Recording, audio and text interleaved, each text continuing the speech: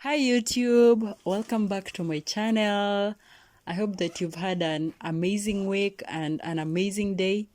And so today I've got a really amazing opportunity for you all. And so guys, stay tuned. The company I'm highlighting today is a company that provides edtech platform that focuses majorly on analytics, especially that is to be used in higher education platforms.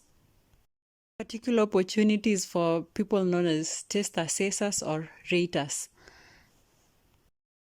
The purpose of this role is to create an environment whereby learners are rated without any particular bias, which enables anyone to get to understand their strengths and weaknesses as well.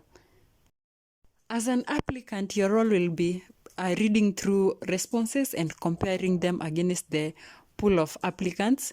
You'll also get to assess responses of the applicants, which is based on the training that is provided during the onboarding. You'll also be expected to provide feedback on how the company can improve their tests and platform as well as content. Skills needed for this role is that one, you should be technologically savvy. And so in this digital age that is expected of everyone, you also need to have an empathetic and analytical mindset to be able to perform well in this role.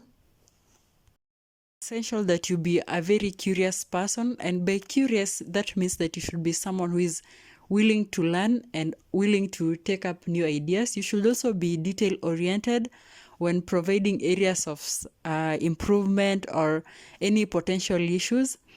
You should also make sure that your values and strengths align with the company's strength. And so the position that I'm highlighting today is that of a tester with a company known as Altus Assessments. According to the company's website, you'll be paid $0.65 per rate, and so that will be an equivalent of $20 to $30 per hour.